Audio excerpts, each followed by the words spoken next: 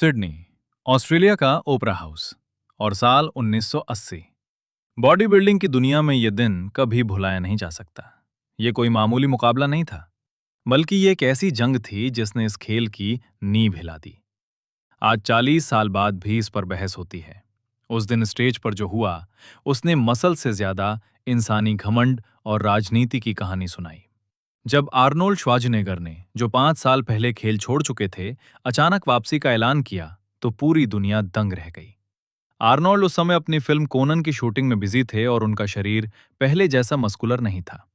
Backstage पर बाकी खिलाड़ी बहुत गुस्से में थे, खासकर माइक मेंजर, जो सालों से इस दिन की तैयारी कर रहे थे। उन्हें लगा कि आर्नोल्ड अपनी पुरानी शोहरत और जजों से अपनी दोस्ती के दम पर यह मुकाबला जीतना चाहते हैं। आर्नोल्ड का वजन भी कम था और उनकी बॉडी में वो शार्पनेस नहीं थी जो एक चैंपियन में होनी चाहिए। ये तनाव उस समय और बढ़ गया जब मुकाबले से पहले एथलीट्स मीटिंग बुलाई गई। आर्नोल्ड ने वहां अपनी पुरानी आदत के मुताबिक दूसरे खिलाड़ियों को दिमागी तौर पर परेशान करना शुरू कर दिया। जब बॉयर को ने एक सही नियम पर बात की तो आर्नोल्ड ने सबके सामने उनका मजाक उड़ाया और कहा, बॉयर, बच्चों की तरह रोना बंद करो और मर्द बनो। ये सुनते ही पूरे हॉल में सन्नाटा छा गया। माइक मेंजर, जो ये सब देख रहे थे, अब चुप नहीं रह सके।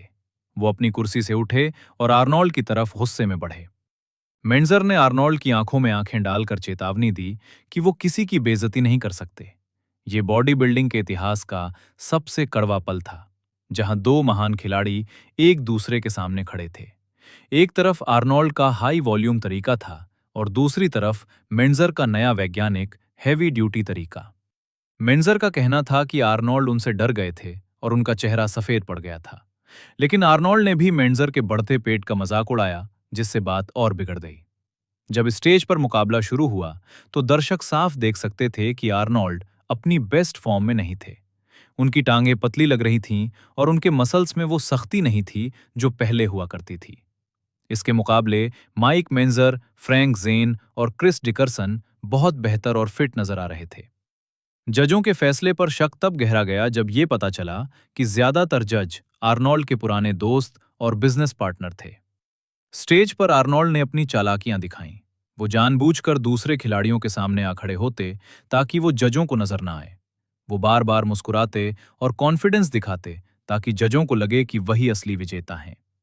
मेंजर, जो बॉडी बिल्डिंग को एक ईमानदारी का खेल समझते थे, आर्नोल्ड की इन हरकतों से बहुत परेशान हो गए। जब फाइनल रिजल्ट का समय आया तो जैसे ही आर्नोल्ड को विजेता घोषित किया गया, पूरा हॉल तालियों के बजाय गुस्से की आवाजों से गूंज उठा। दर्शकों के लिए यह फैसला फिक्स था और आर्नोल्ड इस जीत के हकदार नहीं थे। इस गलत फैसले का असर बहुत बुरा हुआ। माइक मेंजर, जिन्हें 5वां नंबर दिया गया था, इतने दुखी हुए कि उन्होंने अपना मेडल वहीं स्टेज पर छोड़ दिया और नीचे उतर गए।